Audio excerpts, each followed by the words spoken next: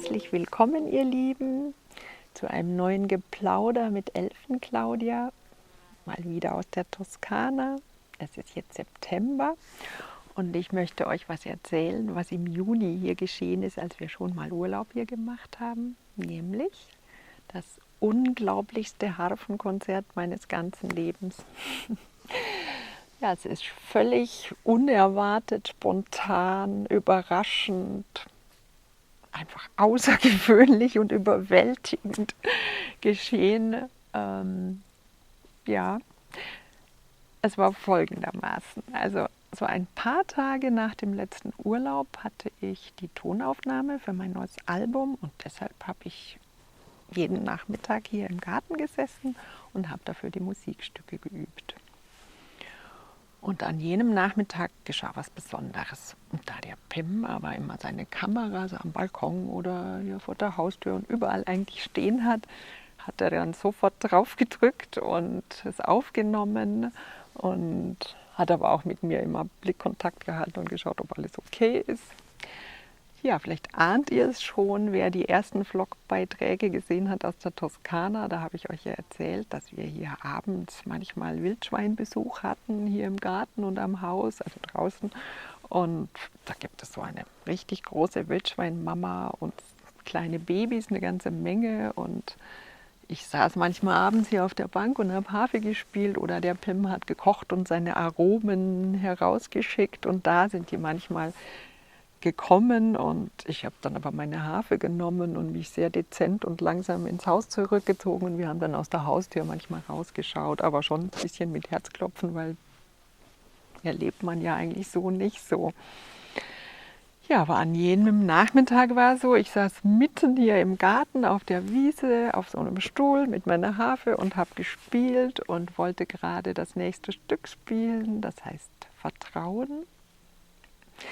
Und lege gerade so die Hände an die Harfe und schaue Richtung Weg hier, der zum Olivenhain geht. Und da sah ich die Wildschweinmama, die große, kommen und ein paar kleine Kinder, eigentlich dann alle hinterher. Und ich habe einen Schreck gekriegt, mir hat das Herz geklopft, ist mir fast stehen geblieben.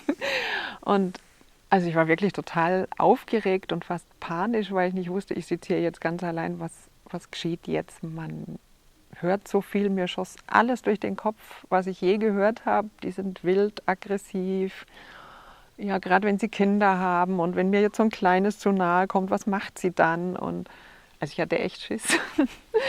Und ja, ich habe dann überlegt, nee, zur Haustür hat es keinen Sinn, da waren die ja schon und da hinten ist zwar ein Gartentürchen, aber das ist auch sehr weit und es ging alles viel zu schnell. Und ja, also ich war so aufgeregt und nervös. Und auf einmal sagt so meine innere Stimme, jetzt denk nicht so viel, jetzt spiel einfach. Es war ganz deutlich irgendwie so in mir. Und dann dachte ich, okay, ich habe jetzt eh keine andere Chance. Und dann, ja, dann habe ich gespielt. Am Anfang, ihr werdet es auch merken, ich war noch nervös und habe auch die ganze Zeit geguckt, wo sind sie jetzt alle? Es waren ja doch relativ viele und die wuselten da rum. Aber ich hab gespielt und ich habe langsam ins Stück reingefunden. Ich muss dazu sagen, das Stück ist zu einer Zeit in meinem Leben entstanden, als ich mein ganzes Leben irgendwie so aufgelöst hat und ich irgendwie keinen Weg, keinen Ausweg gesehen habe. Und diese Klänge, Vertrauen, das war für mich so wohltuend und ich habe mich da reinlegen können und eintauchen können in diese Klänge. Und das hat mir sehr geholfen damals und ich habe das sehr, sehr viel gespielt und das ist eben dieses Stück.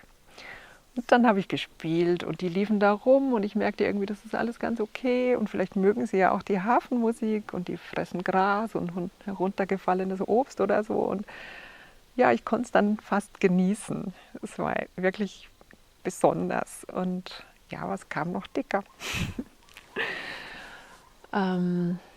Ja, ich schaute dann gerade mal wieder so zum Weg hinter und ihr werdet es im Film auch sehen. Ich habe dann aufgehört zu spielen und schaue nur noch und sage, da kommen noch 15, 20 und das war mir dann einfach zu viel.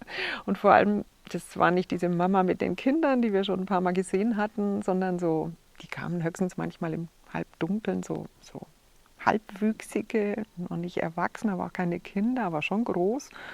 Und die hatten so eine komplett andere Ausstrahlung, so wie ich habe Kraft und ich weiß noch nicht, wohin damit. Also das war unheimlich ein bisschen. Und ja, es waren wirklich, ich habe noch nie so viele auf einmal gesehen. Die standen da am Weg und die ersten fingen schon an reinzukommen. Und da habe ich gedacht, setzt es jetzt aus bei mir. Was mache ich jetzt? Und wieder war die innere Stimme in mir, die gesagt hat, hab Vertrauen und spiel einfach. Und ich habe es gemacht.